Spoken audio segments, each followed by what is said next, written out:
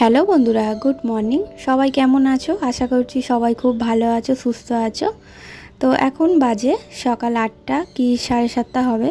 তো এখন থেকেই আমার ব্লগটা শুরু করছি। আশা করছি তোমাদের ব্লগটা ভালো লাগবে। তো চা বসাবো, তার আগেই গ্যাসের জায়গাটা একটু ভালো করে মুছে পরিষ্কার করে নিই, কারণ রাত্রিরে কেন এমনি সময়তেও আমাদের ঘরে তো আরশোলা টিকটিকির মানে অভাব নেই। তো এই এই জায়গাটা সারা রাত্রি ফাঁকা পড়ে থাকে, আরশোলা টিকটিকি ওঠে, তাই জন্যে সকালে চা করার আগে এই জায়গাটা একটু পরিষ্কার করে মুছে নিই, তাহলে একটু ভালো লাগে। তো এখন চা করব, চা খেয়ে তারপরে ভাবছি আজকে রান্নাটা একটু তাড়াতাড়ি সেরে নেব, কারণ অনেক কাজ আছে। কাজ বলতে মেয়েকে স্কুলে দিতে যাওয়াটাই সবথেকে বড় কাজ, কারণ ওকে স্কুলে দিতে গেলে ওখানে আমার অনেকটা টাইম লেগে যায়, তো ওটাই আমার কাছে সবথেকে বড় কাজ।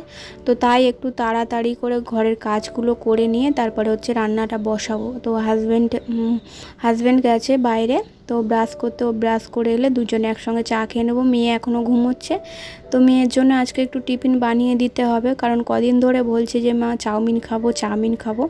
তো ভাবছি আজকে একটু ওর জন্য টিফিনে চাউমিন বানিয়ে দেবো, আর স্কুলে নিয়ে যাওয়ার জন্য ওকে অন্য কিছু টিফিন দিয়ে দেবো। আর এখন কি করব বলো তো, এখন লিকার চা করব, তাই জন্য একটু আদা দিয়ে দিচ্ছি। লিকার চা একটু আদা না দিলে ভালো লাগে না, কারণ কি বলো তো, দুধ আনা হয়নি, তো গুঁড়ো দুধ আনা হয়নি। তো মুদিখানা দোকানের মালপত্র এখনও আসেনি, তাই জন্যই আনা হয়নি। দেখি কতদিন এরকম লিকার চা খেতে হয়। তো লিকার চা খেতে হয় বলে না, সন্ধেবেলা আমার চা খাওয়াও বলতে গেলে বন্ধই হয়ে গেছে। তো হাজব্যান্ড বেরিয়ে যায় বিকালের দিকে, তো ও যদি বাড়িতে থাকে, যদি বলে চা করতে, তখন একটু চা খাই, নইলে নিজের জন্য আর এরকম লিকার চা আমি করি না, আমার খুব একটা ভালো লাগে না। তো ওদিকে চা খেয়ে চলে এসেছি, একটু ছাতু গুলে নেবো আমার হাজব্যান্ডের জন্য, হাজব্যান্ড খাবে, খেয়ে ডিউটি বেরোবে।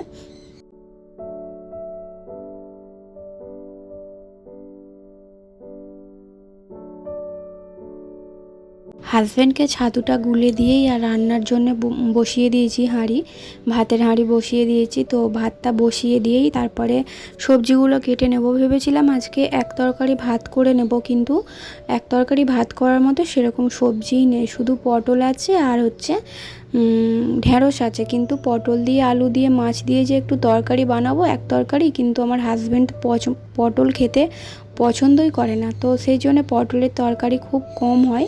যখন চিংড়ি মাছ আনে তখন মাঝে সাঝে হয়। পটলটা আনা হয় শুধুমাত্র আমার জন্য, আমি ভাজা খেতে ভালোবাসি বলে।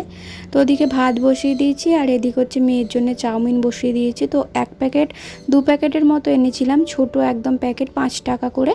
তো মেয়ের মতো হয়ে যাবে, ভালোভাবে হয়ে বেশি হয়ে যাবে।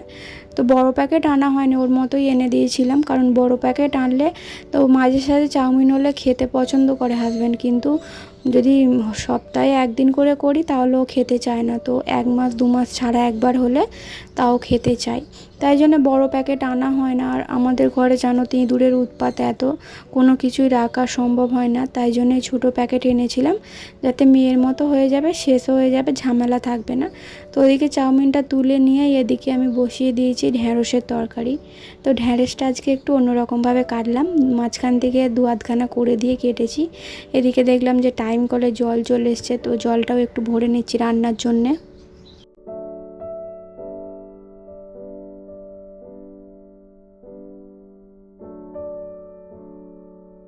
আমার টাইম কলটা এই জায়গাটায় হয়ে খুবই অসুবিধা হয়েছে, তো এখানটা দিয়ে জল পড়লে পুরো উঠোনটাই ভিজে যায়। তো সব সময় আবার উঠোন ভিজে হলে ভালোও লাগে না পা ফেলতে। তো পাতকোতলায় হলে একটু ভালো হতো, কি বলো তো, সরকার থেকে কলটা যেহেতু দিয়েছে, ওরা বেশি বড় পাইপ দেবে না, তো ওদের একটা মাপ আছে, সেই অনুযায়ী কলটা করতে হবে।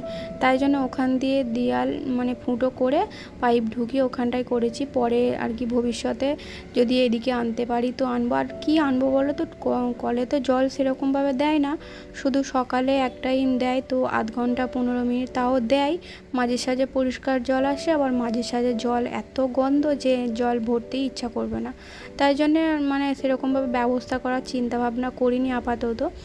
আর এখন আমার স্নান টান সব হয়ে গেছে, বাসনপত্র মেজে নিয়ে স্নান করে নিয়েছি, নিয়ে আর এখানে কটা গাছ এনেছিলাম, মেয়েকে স্কুলে দিতে গিয়েছিলাম, তো এই গাছগুলো রাস্তার ধারে হয়েছিল, তো ওখান থেকেই তুলে এনেছি, ডগ কেটে নিয়ে এসেছি। তো দেখি বসিয়ে দিই, যদি হয়ে যায়, এই গাছগুলো একটু যত্ন করলে হয়ে যায়।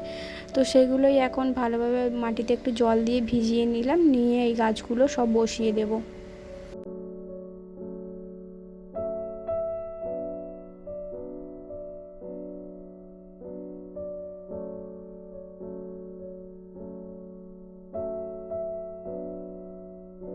অনেক দিন হয়ে গেল মাথায় শ্যাম্পু দেওয়া হয় না। তো মায়ের ওখান থেকে আসার পর তারপরে অম্বুবাচী পড়ে গিয়েছিল, তাই জন্য মাথায় শ্যাম্পু দিতে ছিল না, তাই দেয়া হয় না। আর মাথার চুল প্রচণ্ড পরিমাণে উঠছে।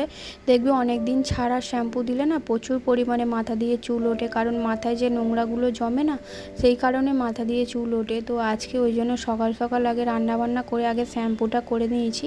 খুবই অস্বস্তি লাগে, আমি সপ্তাহে 2বার করে শ্যাম্পু করি, তার মধ্যে যদি একবারও না হয় তাহলে চুল কেন উঠবে না বলো।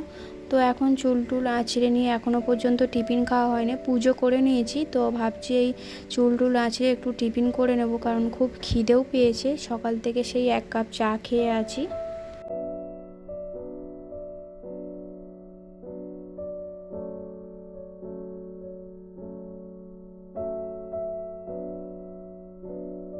চুলটা আঁচড়ে আর একটু ঠান্ডা জল খাবো, ফ্রিজটা খুলে দেখছি যে একটুও ঠান্ডা জল নেই। তো আমি যতবারই বোতল ভরে ফ্রিজের মধ্যে রাখি না কেন, মেয়ের এত ঠান্ডা জল খাওয়ার অভ্যাস হয়েছে যে বোতল ফ্রিজের মধ্যে থাকেই না। আমি সকালে 2টো বোতল ঢুকিয়েছি, কিন্তু এখন একটাও বোতল নেই। তাই জন্যে ডিপ ফ্রিজ থেকে এই বরফ বার করে আমাকে জল ঢেলে খেতে হচ্ছে। তো এরকমভাবে খেতে আমার একদমই ভালো লাগে না। তো এখন অনেকটা সময় পর প্রায় সন্ধে হয়ে গেছে, দেখতে পাচ্ছ সন্ধে দিয়ে, আর এই জামা প্যান্টগুলো সব দুপুরে তুলে রেখেছিলাম, গোছানো হয়নি, তাই জন্য এখন গুছিয়ে নিচ্ছি। হাজব্যান্ড চলে গেছে অনেকক্ষণ, তো আসে দুপুরে খেতে চলে যায়, আবার বিকালে চলে আসে, আবার সন্ধেবেলা যায়। তো এইভাবেই ও ডিউটি করে, কারণ সন্ধ্যের পর একটু ওষুধের দোকানে যেতে হয়। তো সেখানে গেছে, মেয়ে গেছে পড়তে, ওকে আনতে যাব, ফোন করলেই ওকে আনতে যাব। আর রাত্রিরে কি রান্না হবে না হবে তাই জন্যে আর কি গোছগাছ করছি। আর দেখো না, আমার এই গামলিটা নিয়ে যেতে গিয়ে না পুরো ভেঙে আর সব পড়ে গেছে, মানে ওটাই আর কিছু ছিল না। ভাবছি কবে থেকে কিনবো, তোমাদেরকে বললাম না, মানে ফেরিওয়ালাগুলো আসছেই না, প্লাস্টিকের ফেরিওয়ালাগুলো। তো খুবই অসুবিধা হচ্ছে বাসন রাখার জন্যে। তো বাসনপত্র গুছিয়ে নিয়ে, আর হাজব্যান্ডকে বলেছিলাম আজকে একটু মাংস আনার জন্যে। প্রায় অনেক দিন হয়ে গেল বাড়িতে মাংস হয়নি, কারণ মাংসটা কেউ পছন্দ করে না, খেতে চায় না। তো আজ 1 মাসের কাছাকাছি হয়ে গেল মাংস হয়নি, তাই জন্য হাজব্যান্ডকে বলেছিলাম একটু মাংস আনতে। তো সেটাই রান্না করব বলে তোড়জোড় করছি। তো বন্ধুরা চলো আজকের ব্লগটা এই পর্যন্তই, দেখা হবে আগামী ব্লগে।